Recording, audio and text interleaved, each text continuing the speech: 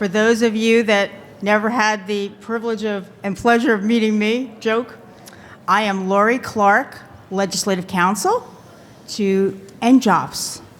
And I have the honor and privilege this morning to introduce someone who has done so much for our state. He's a hard worker, he's industrious, and it's really kind of thankless, his job, but thanks to him, we're here.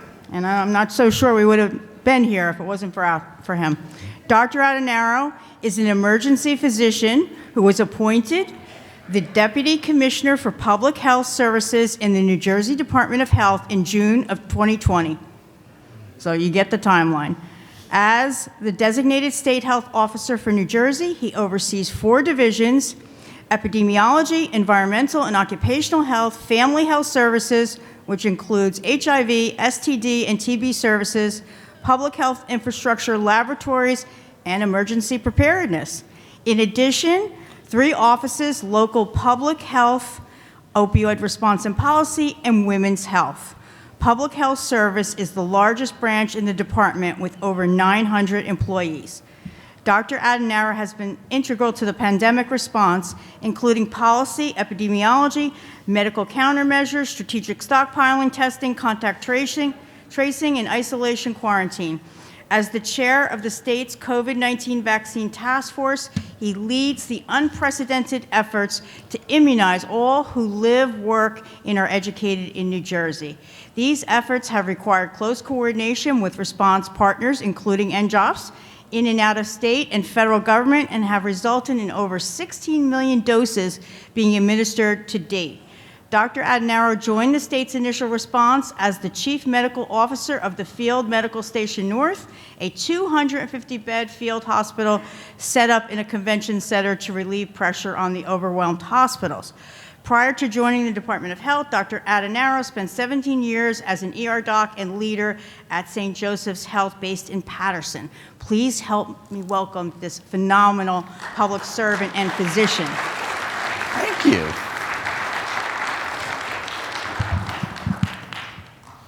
Good morning. I think we're still in morning. And you can hear me okay?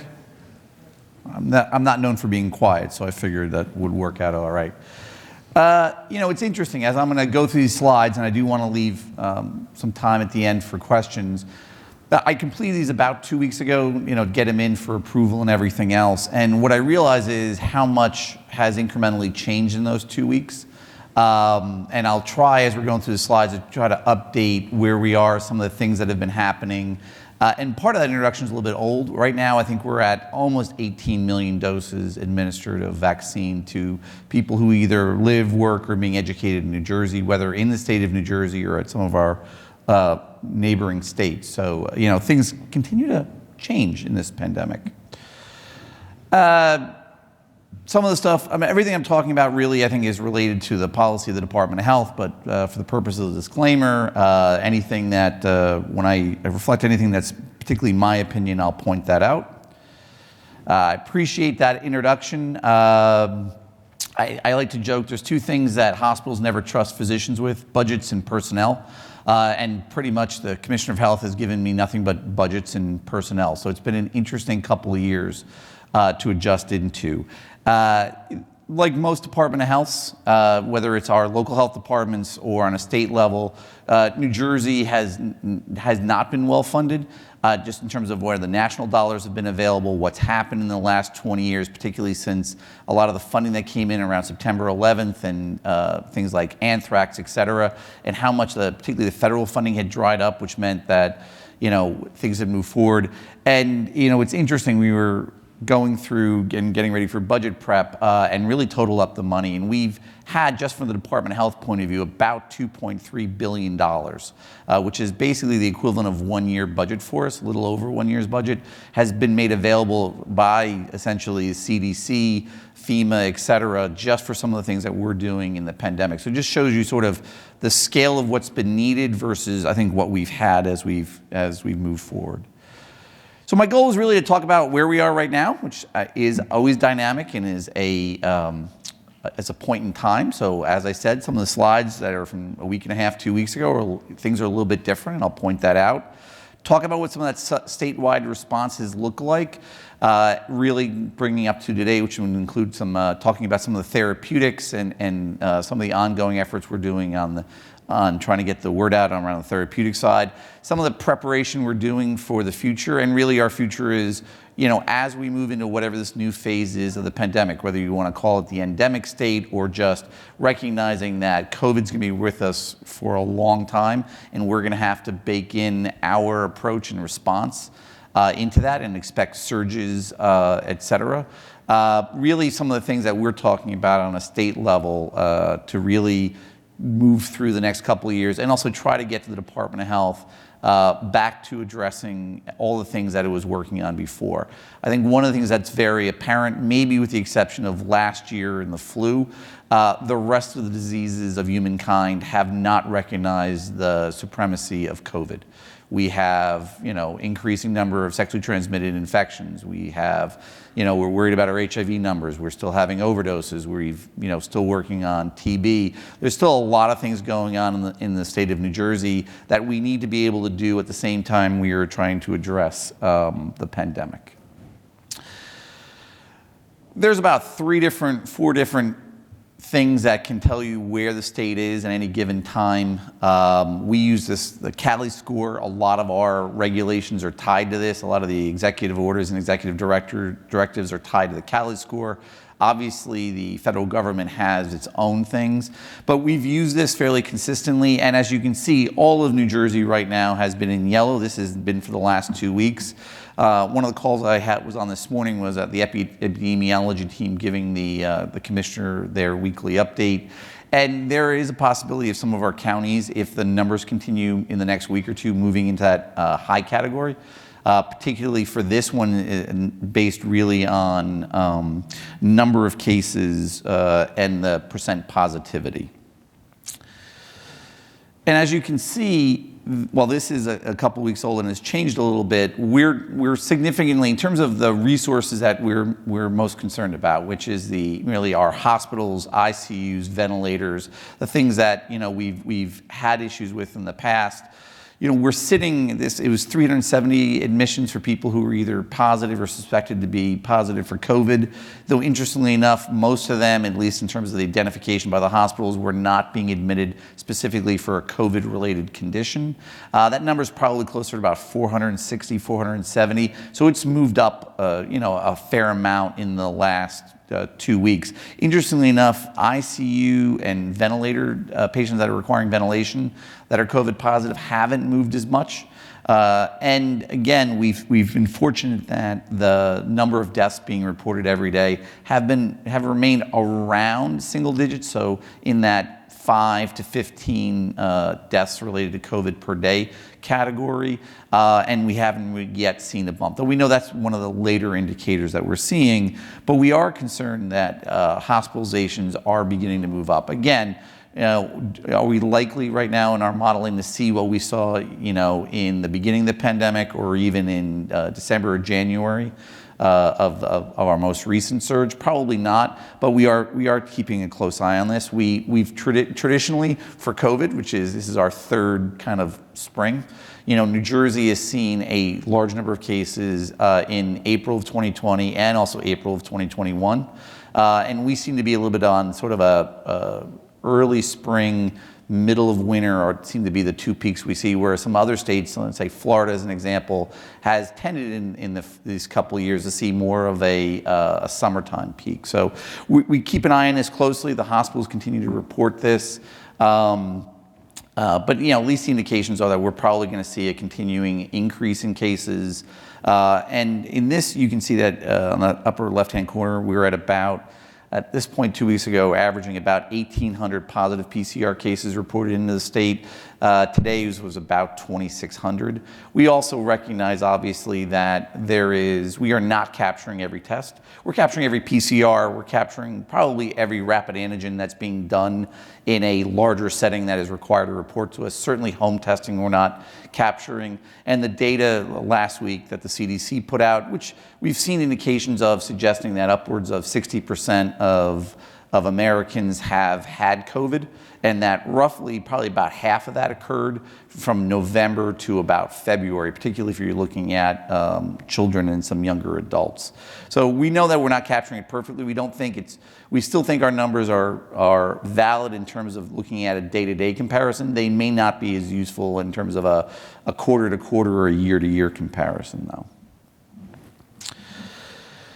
And again, I think one of the reminders of where we went through, as you can see in the very beginning, there were not a lot of cases. That doesn't mean that there weren't a lot of people who had COVID in the very beginning. In March and April of 2020, just meant our testing capacity was very limited, the ability of people to be tested.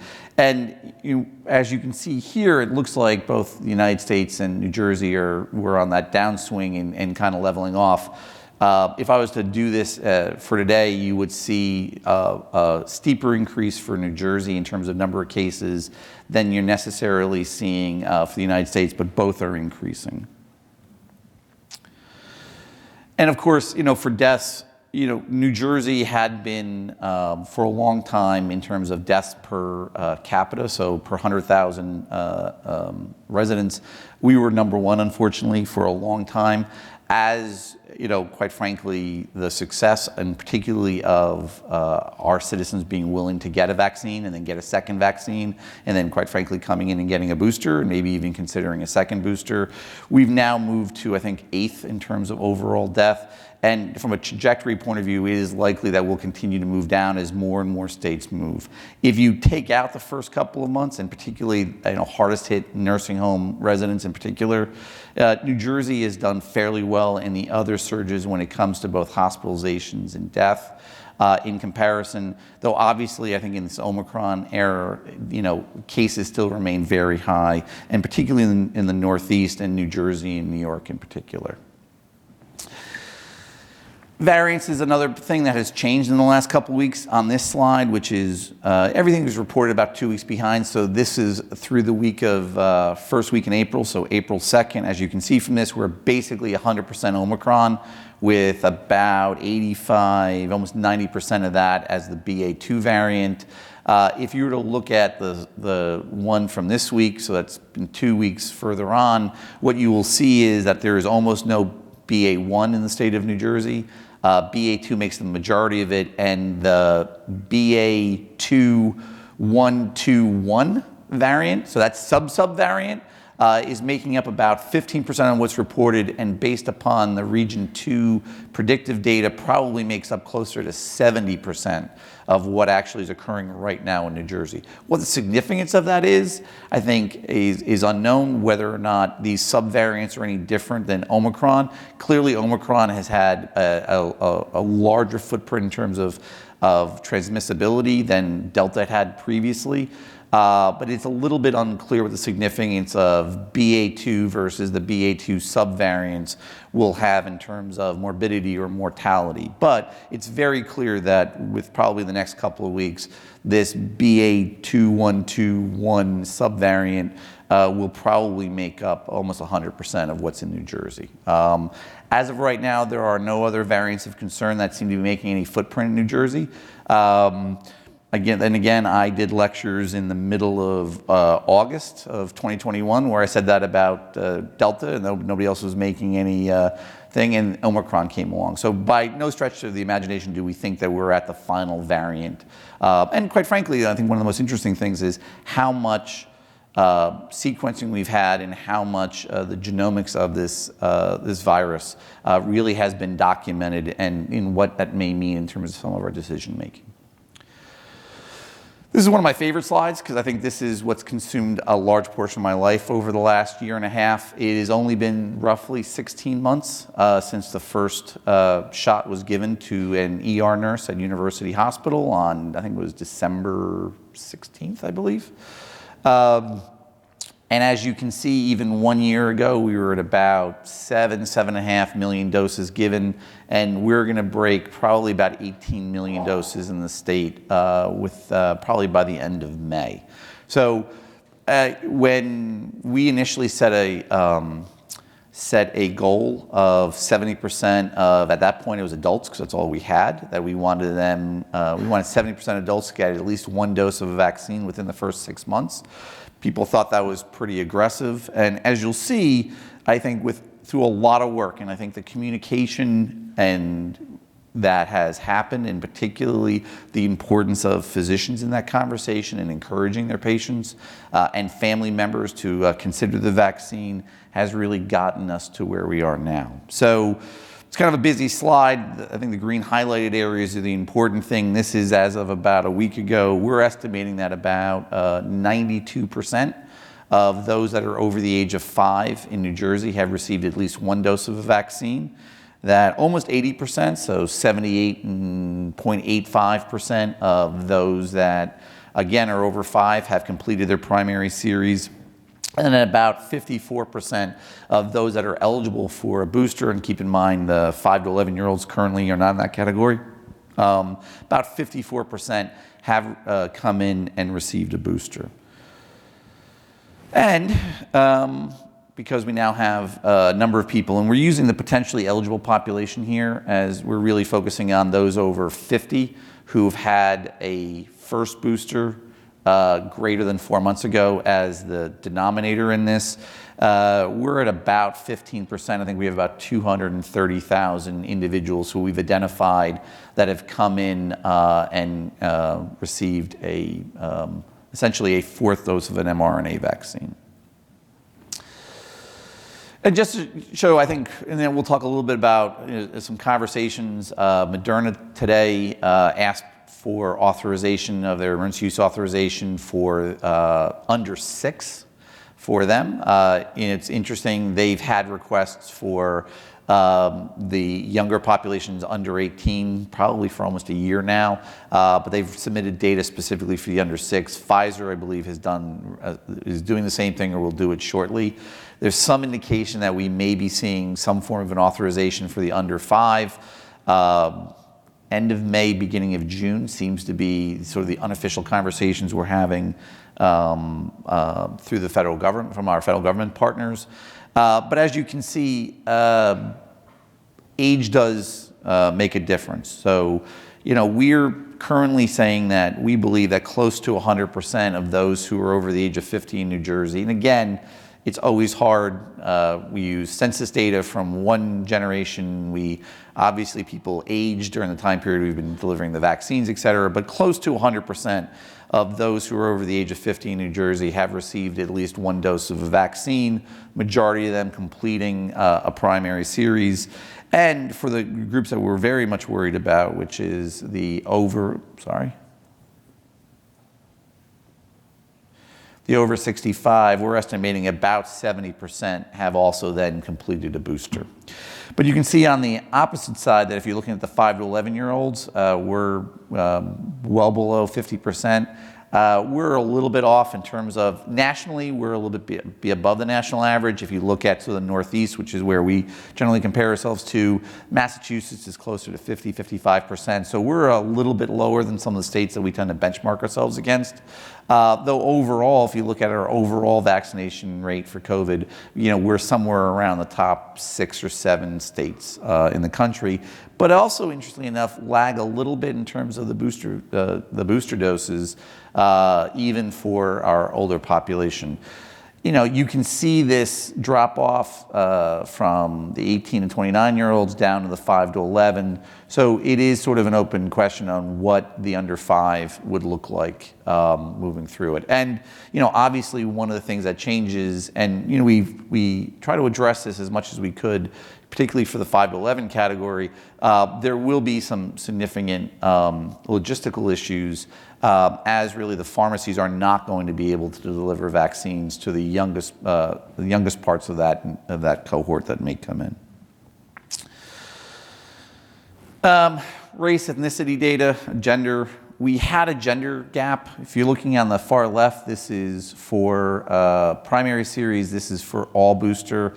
As you can see, what started out as about a 5% gap between male-female in the primary series has now become about a 10% gap in terms of when people identify their gender, males being less likely to have gotten a booster. Concerning because, I think some of the evidence does show that in terms of some of the groups that we're concerned about, certainly males fit into some of those risk categories. And unfortunately, the same thing is we're seeing in terms of communities of color. We were very fortunate that in our primary series that roughly about 20% of our sorry, take that back. That percentage-wise, about 26% of the vaccine recipients identify themselves as being from a community of color in the primary series, these two here. But if you're looking at our for boosters, that number actually moves down significantly to about 17%. The largest loss is in those who identify as Hispanic or Latino. So it kind of talks about some of the challenges that we're having and where we're focusing a lot of our messaging efforts in looking at who's been coming in, who's been getting these the vaccines. The availability of vaccines remain pretty robust. We estimate there's about 1,900 locations that have inventory of vaccines, that probably 1,200 locations in the state have delivered a dose in the last week and a half. So that gives us a fairly strong availability. We've broken this down in terms of some geospatial analysis. We estimate that there's about 200,000 New Jerseyans out of roughly the 9 million residents of New Jersey who are not within either a 15-minute walk or a 30-minute drive of a place to receive a vaccine. That number had been as high as 1 million during certain parts of our campaign, so we've been really worked hard to try to identify as many avenues as possible to get the vaccines out. And this data is only based on boosters, so because that's the majority of the vaccines that have been delivered in the last 6 months. And as you can see, somewhere around 70–75% of the vaccine is being administered in a pharmacy. Though I have to say that the medical practice part of this, while it does not look very large, has actually increased on the booster side in the last 6 months in comparison to what we saw before. Part of it is it's hard to make a comparison to the very beginning because obviously the mega sites and county-based sites and FEMA coming in, I think changes it a little bit. And again, if we were looking at pediatric vaccinations, so particularly those under 11, medical makes up a larger part of that part of it. But I just wanted to give an idea of where the booster vaccines in particular, where vaccines are being delivered over the last few months. So then and now, I think, unless you've been living under a rock, you are probably familiar with all of these key events. March of 2020, the state of New Jersey declared its first public health emergency ever. The peak was April 14th of 2020, where 8,300 people were hospitalized with COVID. That was a high watermark, and fortunately has been the high watermark throughout the pandemic. I won't tell, and most of you have lived through this. That was my first experience of the Department of Health. I was, in February, I was taking some well-deserved time off, having transitioned from one job and trying to figure out what my next job was going to be. And the pandemic started, and I thought I was going to be the only emergency physician who was going to be sitting at home. And I got a phone call from somebody who was, at that time, a deputy commissioner in the Department of Health, who knew I was at home and said, hey, do you want to be a chief medical officer of this field hospital? We're going to, have at that point, we thought there were going to be a lot of non-COVID patients that we could decant out of hospitals. So I said, sure. I started on March 31st. By April 8th, we opened up with the first patient. And of course, there were no non-COVID patients in the hospital by then. So we started taking essentially COVID recovering patients, so people still required oxygen, physical therapy, into essentially what is a convention center in Secaucus, with a staff that was some National Guard, And quite frankly, a lot of people who volunteered, and they were paid, but essentially most of our nurses were school nurses who were at that point unemployed and at home. And a lot of our physicians, quite frankly, were surgeons who did outpatient medicine because everybody else was sort of busy doing everything, and these people volunteered. So it was a very interesting experience. And fortunately, we have not had to replicate that, as I think we've figured out who should be hospitalized, how we can keep people at home, and quite frankly, hospitals found ways to expand their capacity. Again, first vaccine starts on December 15th. We hit 1 million doses on February 11th. We have another surge in April of 2021, where we have only about 2,400 hospitalizations at its peak. And then getting into more recent history, on January 11th of this year was the most recent peak with almost 6,100 patients hospitalized. This was a number that I think, while it stressed our systems incredibly, it was something that the hospitals were able to handle. We had some disruption of services as elective surgeries, et cetera, were canceled, but not, I think, to the level of what we experienced on either of the two previous surges. And again, we still operate while the public health emergency is lifted. The state of emergency remains in place, which gives us the ability to do many of the things that we're currently doing and require some of the reporting that we're requiring also right now. When I came into this, the pandemic modeling, so in June of 2020, when I joined as the Deputy Commissioner for Public Health Services, a position that by law or in statute has to be a physician if the Commissioner of Health is not a physician. And my boss is a nurse by training, so either the Commissioner of Health or the Deputy Commissioner for Public Health Services has to be a physician. The position had actually been empty for about 14 months when I had come into the position. And it's always interesting coming into something that's been empty for a while and also in the middle of a pandemic.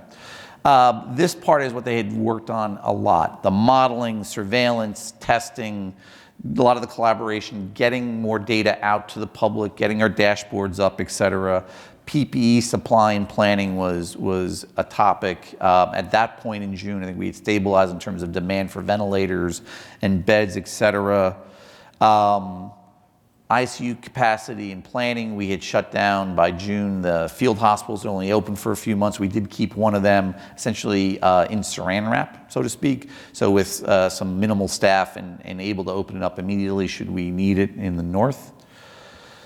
And then really in the summer, we started talking about the vaccine program. And as most people will remember, in the early parts of the vaccine, we didn't have much information. We heard that it could be anywhere from 1 to 6 vaccine products. At that point, the federal government had put a lot of money into a number of different products.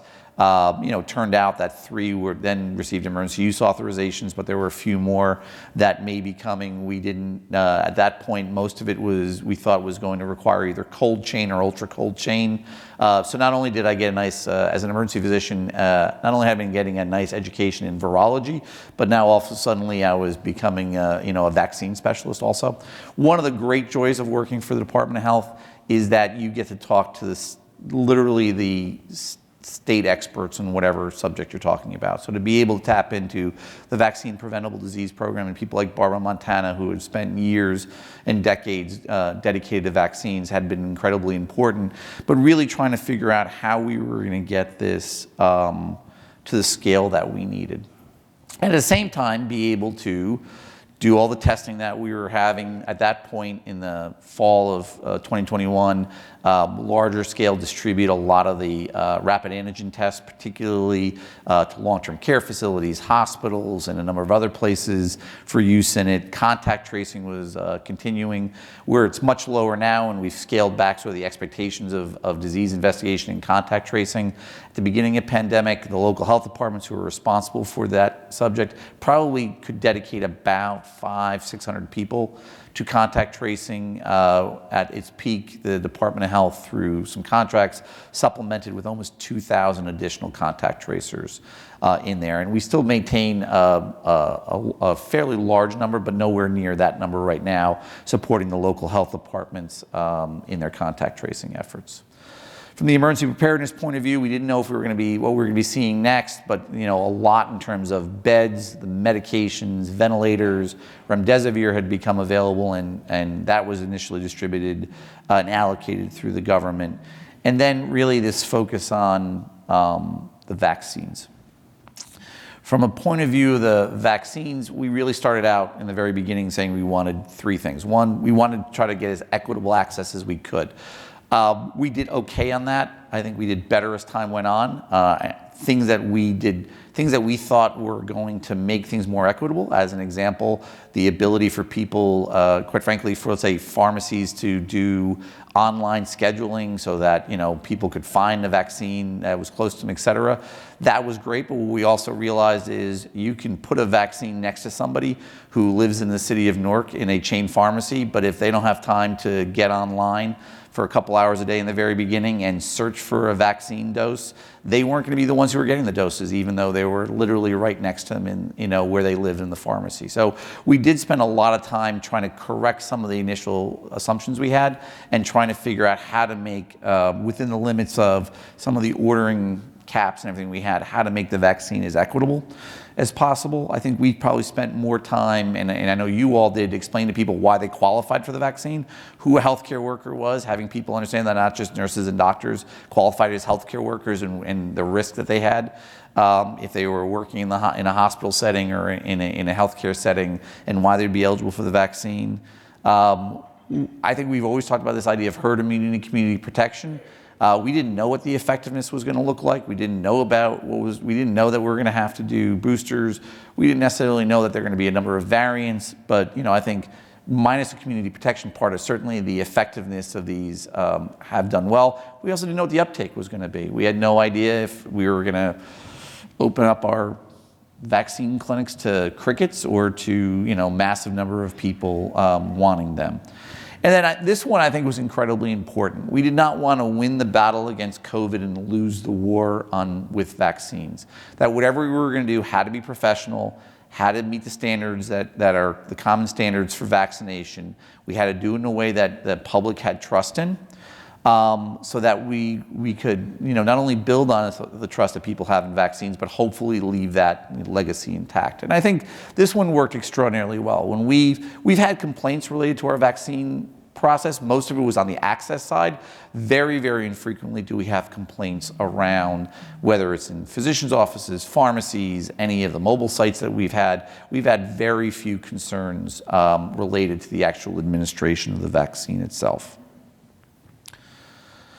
And again, we had a vaccine task force that rapidly broke up into 10 or 12 different teams. We brought in the governor's office early, FEMA,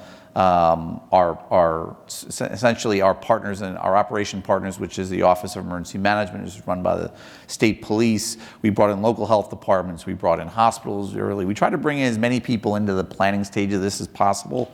NJIAS, which I think a lot of you may be familiar with, particularly if you're administering vaccines to children, had a certain footprint, had a very specific way people could put information into it, and was not really at the level that we needed it to be able to handle this. We did not have a call center until, I think, January of 2021. That call center now has handled over 6 million incoming calls and has done something like and all of you have probably received a large percentage of them. I think they've done like 500 million text messages out reminding people. I get reminded all the time to get my booster, though I've had it. So I know it's not perfect, but we didn't have a call center. The way that the methods by which people reported in cases and positive test results needed to be updated. So a lot of this was bringing our logistical abilities and a lot of our technological abilities up, and then being able to get that information out to the providers and also get the information out to the various patients. My boss, I think during this time period, did somewhere around, I lose count, about 1,000 presentations to various stakeholder groups, whether they were elected officials, providers, physicians, stakeholder groups, religious leaders, et cetera. We really try to talk to as many people as we could throughout all the different stages of the vaccine process. And some of it was just, here's the information we have this week, and then next week when we came back to them, we would have more information. We're slightly different, trying to explain, the eligibility, et cetera, in those very early periods of time. So that brings us to where we are now, which I think is important to talk about, the therapeutics. I think this is an area where, while I think the federal response in terms of the vaccine, we've been able on a state level to amplify, I think, a lot of really well thought out, well developed information that encourage people on the vaccines and educated physicians, et cetera. The same thing I think we haven't necessarily seen that we've been able to amplify from the federal government when it comes to the therapeutics. And quite frankly, this is an area where just give a couple of weeks, whatever I'm talking about today will be a little bit different a couple of weeks from now in terms of what's available, what's currently being recommended, what effect that the variants have had, et cetera. So as of right now, this is at least about April 7th. On the prevention side, obviously vaccines remain our mainstay. And we do have essentially this monoclonal antibody that is a longer acting preventative called Evusheld. It is in about 55 different locations in New Jersey. Make this available. Most of the larger hospitals that have infusion centers, and quite frankly, we've also now been trying to get this into the specialty pharmacies that support long-term care facilities to make this available. I think we've moved from a point where supply has been a little less of an issue to trying to really educate people on the demand, and really encouraging the providers that we are giving these medications to really reach out to their high-risk patients. So you're really thinking about the person who's got moderate or severe immunocompromise for a variety of reasons, where the effectiveness of the vaccine is probably not large, as candidates for the Evusheld. On the other side, obviously of the treatment, we remain having remdesivir, which is, while it can be now used on the outpatient basis, I think for a lot of reasons still remains generally a parenteral treatment that has mainly been for inpatients. We now have the two oral antivirals, Paxlovid and molnupiravir. I know molnupiravir was recently renamed. Again, that's really happened in the last couple of weeks, so I'm just going to keep calling it molnupiravir. I think sometimes I've been invited to particularly be on the news, mainly because I can pronounce these words. I think they're just looking for, like, I swear there's at least one where they just cut to me, just be able to, I said the names of the medicines, and then they cut to somebody else to describe them. So I've gotten a long way being able to pronounce these. And again, as an emergency physician, to be able to talk about sotrovimab and bebtelovimab, et cetera, I'm kind of impressed with myself. And while we say monoclonal antibodies, right now it's monoclonal antibody. There's only really one of the monoclonals that is currently indicated as far as the federal government's concerned for the treatment of in the Omicron world, and that's bebtelovimab, and that's really a second-line agent. Sotrovimab, et cetera, Bemedi, all of those really, while they want us to maintain those stockpiles, there's really no indication for any of the monoclonals other than the bebtelovimab. So, again, I think the federal government had spent a lot of time talking about tying treatment to testing. I think that's great, but it forgets that there's a major component between those, which is the prescribing of it. These are medications that require a prescription, and quite frankly, require somewhat of an evaluation. And these are not, I think, not saying they're not benign, but they come with a host of questions that you need to ask, whether it's about the patient's renal status, if you're talking about Paxlovid, whether the patient's pregnant when you're talking about molnupiravir, some of the drug-drug interactions on the Paxlovid side, that makes this a little bit difficult, and then trying to figure out the appropriateness of, should you start them on this, or should they be evaluated in a more of a hospital-based or an acute setting? Is remdesivir appropriate? So I'm all in favor, and we're working hard to try to cut down that time period from when people become symptomatic and become positive to receiving the medications, but we also recognize that there's a significant number of hurdles, not the least of which I think is educating prescribers and getting them comfortable with this. I was happy that last week that the CDC put out a it was short, 2 pages, clarification / update on this, and I think the things that they really in that emphasized is, one, the importance of early treatment, particularly with, if it's appropriate, Paxlovid, and also I think specifically reiterating the fact that steroids do not have a role, particularly for those that are not hypoxic and do not have any other indications for it, even for those that are in the moderate to severe risk group, particularly for the outpatient, we're not talking about inpatient, and that also antibiotics, unless there's some other indication, do not necessarily have a role. So really it puts us at a point where we're really talking about Paxlovid, which is the one that, and again, the data on this is in the pre-Omicron era, so it's a little bit of wild type and a little more of Delta.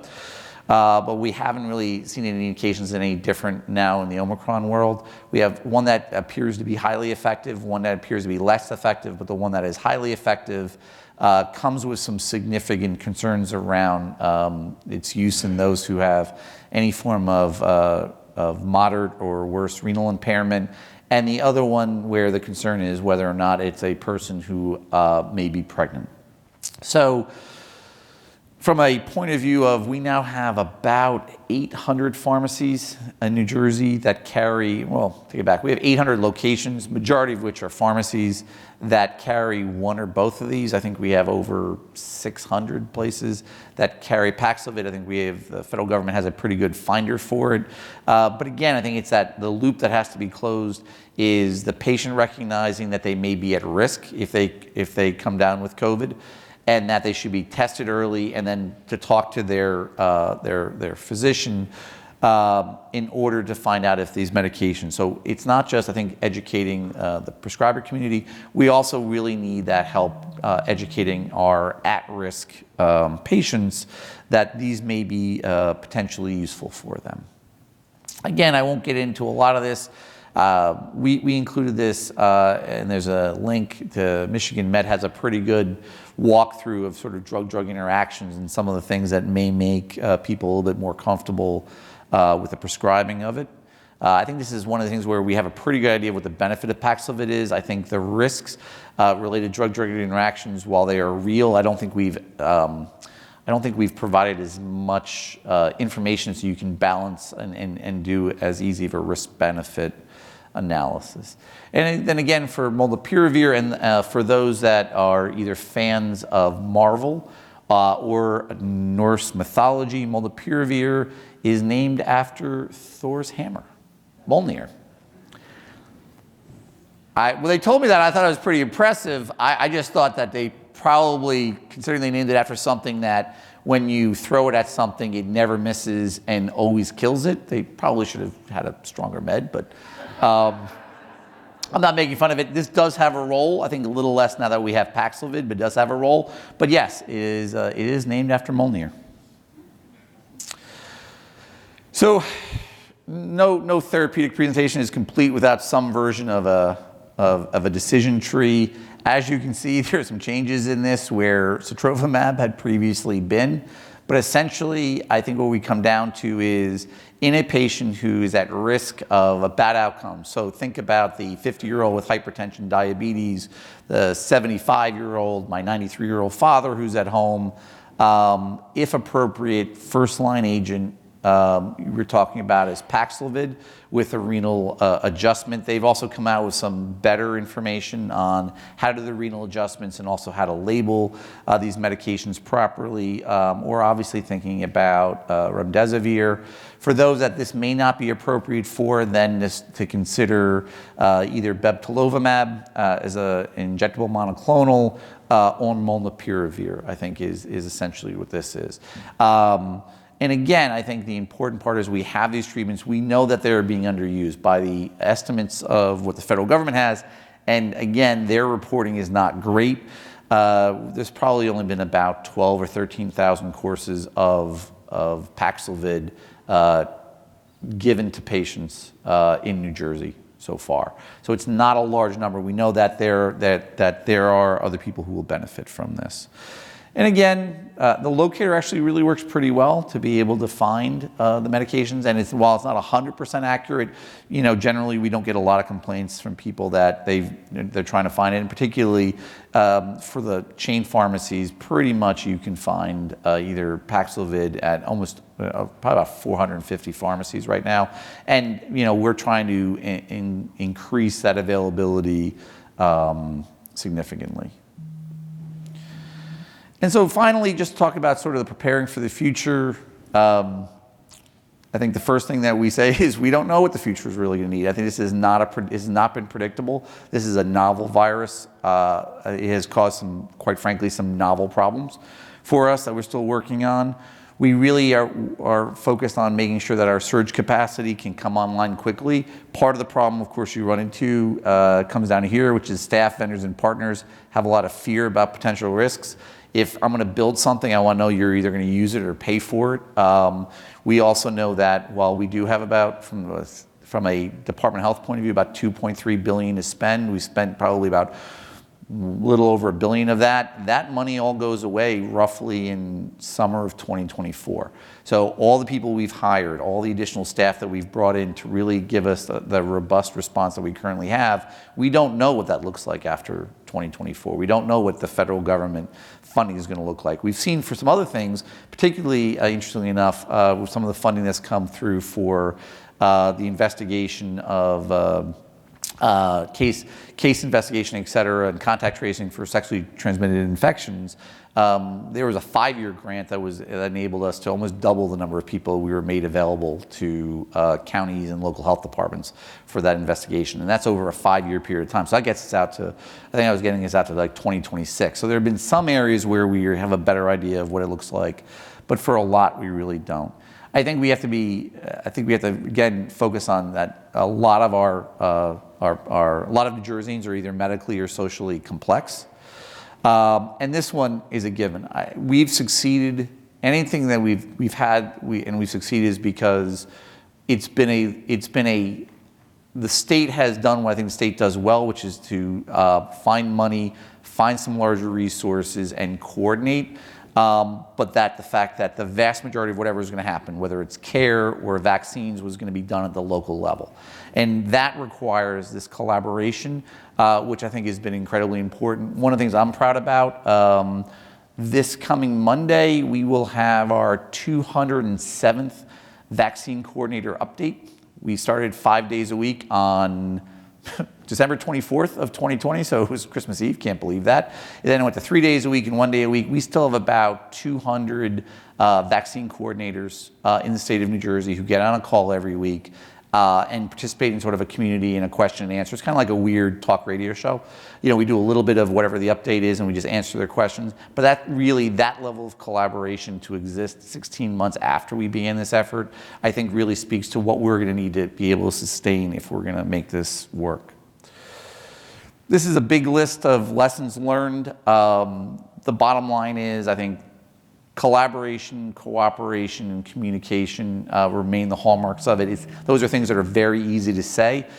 They are very difficult to do, and I think we have succeeded in ways that I don't want to see those alliances fall apart, because we have so many other things that we have to deal with, and now the Department of Health, I think, talks to so many individuals and so many groups on a regular basis. We need to find some ways to keep that. This one, I could spend kind of a lifetime talking about local health departments. They've been battered, as many people have in the last couple of years. They did not have a lot of resources to begin with. The amount of federal dollars that particularly we had to give to local health departments had diminished significantly over the last 10 years. And they are really the cornerstone of a lot of our response when it comes to public health. And then lastly, the importance of funding. Right now, the estimate is that all COVID funds, everything in New Jersey, is about $65 billion. For the Department of Health, I have to say it's a lot of money that we've spent, but we would not have had the vaccine programs we had, we would not have had the testing we had, we would not have had the contact tracing, the disease investigating reporting, the computer programs, the ventilators, the call center without a large influx of federal dollars. So all that stuff's really important, but I think part of it is the question that we're going to have going into the future is what do we need public health to be in New Jersey? Who does it need to work with more efficiently, more effectively? And where's the funding going to come from to be able to make sure that we're maintaining that ability even past COVID? And that's it. I'm happy if we have any time to take some questions. And just to show you how far we've come, that was the room everybody stored their PPE in at the field hospital, because at that point we were reusing everything. I think mine's on the left-hand side. The bags had your N95, and then obviously we also had the novel idea of we wrote everybody's name and what position you had, because everybody looks the same in a blue gown, and nobody knew each other in a field hospital, so it actually kind of also, in an odd way, really leveled the playing field in communication. Yes, sir. Thank you, Doctor, for your update and for your service. A yeoman's task for sure. So the first question I have, and I have a couple, if my memory serves me correct, when the vaccines were first released the end of December a year ago, Moderna and Pfizer were about 95% effective and specific for the Wuhan strain. And then as time evolved and the Delta strain came, the vaccine efficacy was about 60 to 80%, if I'm correct. Yeah, around roughly. there. And then with the advent of the South African variety, which is now Omicron, et cetera, the specificity dropped dramatically. So we're seeing a lot of cases in our practices where the patients who have been boosted are even getting the Omicron variant, mild disease. Now, would you anticipate that spike as a direct result of the lack of specificity for the antibodies generated by the first generation immunizations? So without a doubt, in the very beginning, from my point of view, I was most excited that the efficacy was 95% or higher in keeping people out of hospitals or dying. Right. It also happened, the public got really excited that they were also about 95% effective in those first few weeks of preventing you from getting sick to begin with. We're at a situation right now where we're going to see these spikes in cases with smaller spikes in morbidity and mortality, so particularly hospitalization and death, because it's vaccinated people who are getting sick with it. I was exposed to COVID by my son, who got it at school, and had COVID within a month of getting my initial booster. So, I think part of what and we have to do a better job of, I think, talking to the public. It's confusing to me to keep track of who qualifies for what, and then you talk about the additional boosters, what do you do with people with J&J? But I agree with you. I think we have to really emphasize the part of the vaccines are not going to necessarily prevent you from getting COVID, or quite frankly, getting reinfected with COVID, because we are seeing reinfection. Right.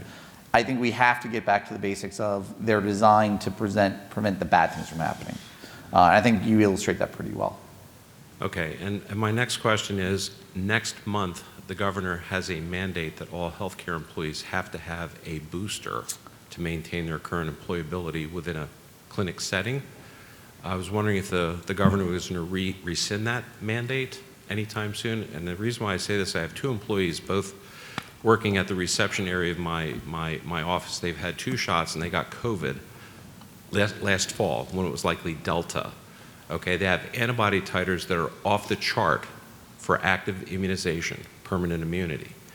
And they're both refusing to get the shot. They're likely going to lose their job. So the question I have is, should they be losing their job, and why do they need to get the booster if they have antibodies that are off the chart? So at this point, obviously you've pointed out pretty well what the executive order is on this.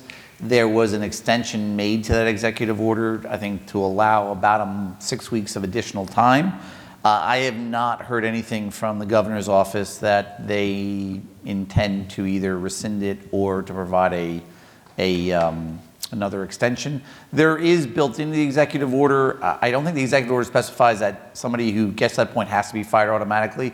I think they put it on the employer to have a process by which they address it. But again, at this point, I haven't heard anything that if the governor has any intention to change or extend it at this point. Yeah, I just have a quick question. Sure. They also were talking about these testing centers if they got positive results, that they're going to have a process where they can treat them at that moment in time. I'm just curious what your thoughts are on that. I'm in favor of anything that we can do to cut, for particularly the high-risk people, to cut the time period down. The concerns that I will always have is that the most optimal thing, obviously, is to talk to your own physician, because that's the person who knows you the best, knows your medications the best. And I think the logistics of that has been very difficult to figure out. We do have a couple of places that are beginning to try to figure out how to incorporate their telehealth offerings, particularly some of the larger healthcare systems in the country, of how to use their telehealth to combine with people who find out they're positive, to do a telehealth visit rather than getting into the office. I still think we haven't found the right combination, though, of how do we do that, to be honest with you. Just one other question is, even with these new products, at what level do you feel comfortable treating them? Because they really say to use it for high-risk patients, and then you always have these cases where, well, they have a couple high-risk situations, but the patients aren't really that ill. And at what point in time do you get aggressive with those patients? Well, that's a good question. So we approached, New Jersey really took the approach with the vaccines of saying, if you believe you fall into this category, then you qualify. So if you believe you're a healthcare provider in the very beginning, you should get the vaccine. And we spent most of our time telling people how they qualified for it. I think we're at a point right now with particularly the oral antivirals, where we have a lot of people who are qualified, who meet the criteria of being at moderate to severe risk. So again, that 50-year-old who's got hypertension, diabetes, and COPD, who is at risk but maybe just has mild symptoms right now, may not understand that they qualify for it. So I think we're less worried that you may give it to somebody who's less risk than we are just trying to increase the usage of it right now. That will change maybe in time, but I think we're really kind of emphasizing if you think the person's at risk of a hospitalization, you wouldn't be surprised if they were hospitalized for COVID, given their risk factors, that's the person you should be thinking about.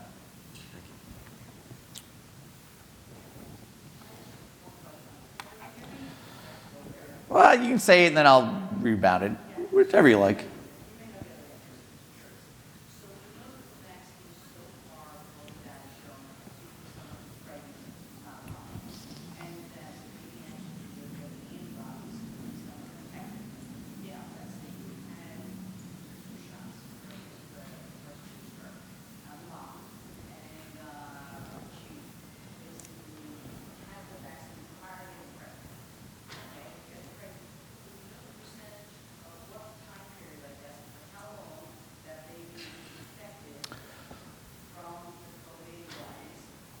Got it.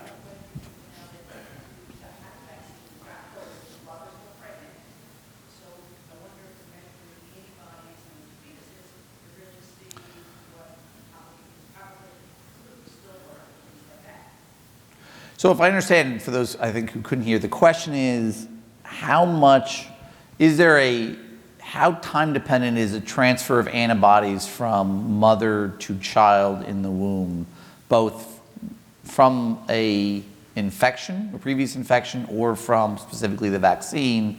The answer, I don't think that they've gotten that granular. It's clear that, it seemed to be clear from the studies that those who had received the primary series versus just one dose seemed to transfer more antibodies. We know the antibodies are only part of, obviously, what the immune system does, and we know that their existence is somewhat time dependent and does decrease. So I don't think there's any great data around it. I will say that I think that part of the question that's come up, which is what's the role of natural immunity in this, is a question generically. I think the way we're approaching it is clearly people who've already had COVID are better protected than the people who have not had COVID against an infection. That immunity may not quite be as good, but for a time period may be as good as being vaccinated. But it is clear that those who have had an infection and also been vaccinated have much better protection than those who've just had quote unquote natural immunity. So I think that's what we're trying to emphasize is particularly as we don't know what the next variant's going to be, whether it's from somebody who's pregnant or not pregnant, that even if you've had even if you've had COVID, the vaccine still, particularly for individuals who are at risk, still benefits them significantly. So I kind of answered your question. Then I took advantage of your question. I may have answered a lot of questions about COVID in the last couple of years. You never know.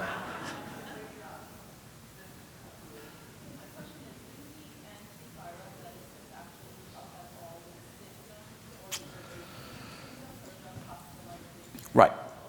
So the question is, do the oral antivirals help with more than just preventing you from being hospitalized or dying? Does it help reduce the symptoms? I don't know if there's a good answer for it. I mean, I think people are also asking, can it help with long COVID, et cetera?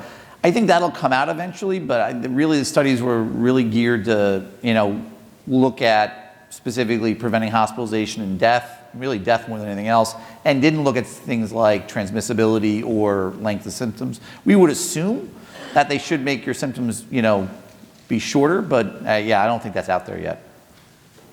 Yes?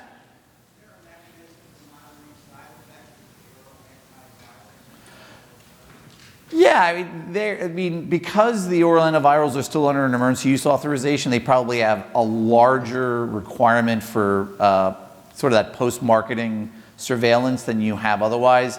And I'm trying to think of what the equivalent is for VAERS for medications, but yes, the expectation is that there would be more studies because there are some people who are reporting, side effects from the antivirals and not atypical antiviral side effects like nausea and vomiting in particular. But I haven't seen a lot of that data come out, in at least anything I've seen so far. All right, well, I'm going to end this with enjoy your lunch. And again, I'm going to thank you all. You all have been out in the front lines dealing with this for the last 2 years. And from a Department of Health point of view, we really do appreciate you all every day. And we've tried not to mess with you too much. So thank you.